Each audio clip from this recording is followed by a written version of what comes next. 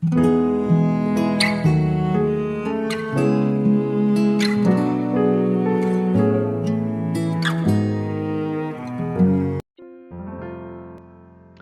saudara yang dikasihi Tuhan Yesus, selamat malam dan salam sejahtera bagi saudara semua. Saya menyapa bagi saudara semua yang ada di Indonesia, di Malaysia, yang ada di Singapura, di Kamboja, dan dimanapun berada. Senang sekali kembali menjumpai saudara semuanya. Kiranya damai sejahtera dan sukacita daripada Roh Kudus melimpah dalam hati dan kehidupan saudara semua.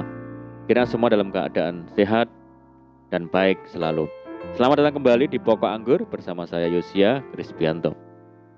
Mari saudara, sebelum kita bersama-sama merenungkan firman Tuhan, mari kita bersatu dalam doa. Bapa di surga, Bapa yang baik, yang penuh dengan kasih karunia, Bapa yang kami muliakan di dalam nama Tuhan Yesus, kami mengucap syukur oleh karena pertolongan dan penyertaan Tuhan, sehingga kami boleh dimampukan Tuhan untuk melewati hari ini, untuk melakukan tugas dan tanggung jawab kami, serta aktivitas kami. Itu semua karena berkat pertolongan Tuhan. Pada saat ini kami kembali rindu untuk merenungkan firman-Mu ya Tuhan. Berbicaralah kepada kami, urapi kami dan jamah hati kami, sehingga kami memahami maksud firman Tuhan. Terima kasih Tuhan. Kami siap merenungkan firman-Mu hanya di dalam nama Tuhan Yesus. Kami berdoa. Amin.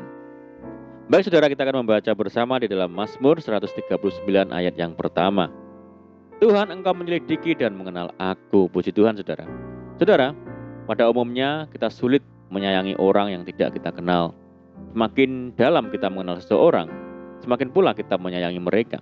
Kita mengenal tabiatnya, sifatnya, kesukaannya, dan hal-hal lain mengenai mereka, dan tentu saja akan berusaha semampu kita untuk menolong mereka ketika dibutuhkan. Mari kita lihat soal kasih seorang ibu yang sangat luar biasa besar terhadap anak-anaknya. Ibu sangat mengenal anaknya, bahkan sejak sang anak masih dalam kandungan. Ketika orang lain belum atau tidak mengerti, seorang ibu biasanya mengerti betul isi hati anaknya. Tidak jarang pula kita menemukan kontak batin antara ibu dan anak. Saudara, bagaimana dengan Bapak surgawi kita, saudara? Kita memanggilnya Bapa, seperti apa yang dianjurkan oleh Tuhan Yesus. Karena Tuhan menginginkan sebuah kedekatan hubungan yang sangat erat dan intim, layaknya seorang ayah yang penuh kasih dengan anaknya. Hubungan yang dekat dan erat akan membuat kedua belah pihak saling kenal satu sama lain dengan baik. Jika sesama manusia saja begitu, apalagi Tuhan yang menciptakan kita masing-masing dengan keistimewaannya sendiri, saudara. Dia kenal kita luar dalam. Dia tahu pasti apa yang menjadi permasalahan kita. Tidak ada yang tersembunyi baginya. Dia tahu isi hati kita yang terdalam sekalipun.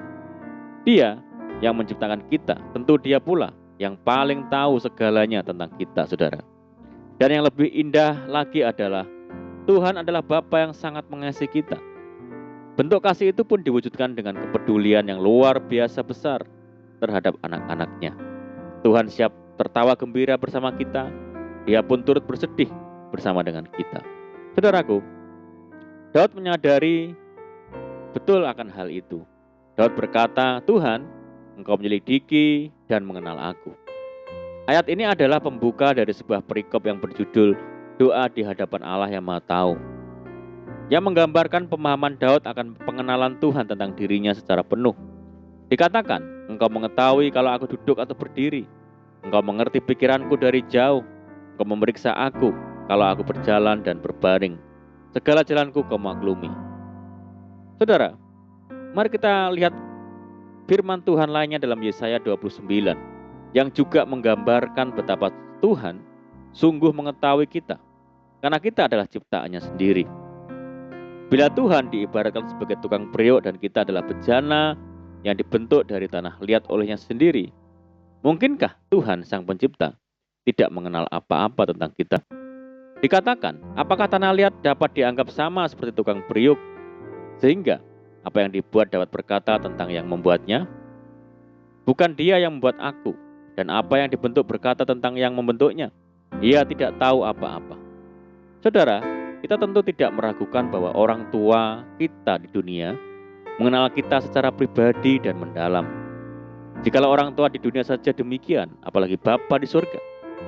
Jadi apabila ada di antara kita saat ini tengah menghadapi masa-masa yang sukar di mana kita merasa sendirian dan tidak ada yang peduli, apalagi membantu. Ingatlah satu hal saudara, bahwa Bapa di surga sangat mengenal kita semua. Tuhan sungguh mengenal kita dengan baik dan Dia sungguh peduli. Tapi seperti yang saya sebutkan di atas, agar terbentuk hubungan yang erat, dibutuhkan usaha dari kedua belah pihak. Jika Tuhan kenal kita, apakah kita sudah berusaha untuk mengenalnya dengan baik? Seringkali kita merasa perlu untuk sungguh-sungguh mengenalnya. Ketika Tuhan peduli, kita malah tidak peduli kepadanya dan hanya menggantungkan harapan kepada manusia, pada harta benda, atau pada situasi dan kondisi saja. Kita terus meminta Tuhan menolong dan mengerti kita, tapi kita lupa mengasihinya. Saat kita mengenalnya, saudara akan tahu bahwa Dia adalah Bapa yang penuh kasih.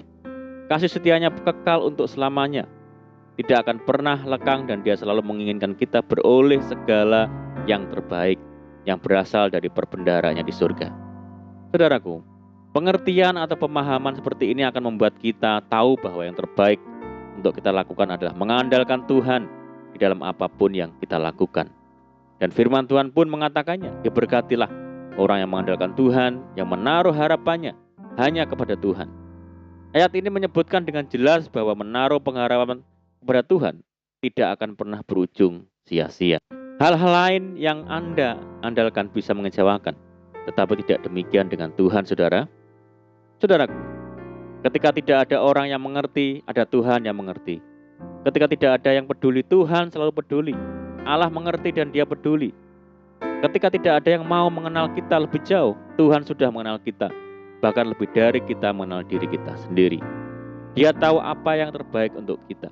Dia selalu berada bersama kita baik dalam suka maupun duka, menjaga kita senantiasa dan akan terus memberi kekuatan apabila kita masih harus berada buat sementara waktu dalam situasi yang sulit. Dia mengenal pribadi kita lebih dari siapapun. Dia tahu apa yang kita butuhkan.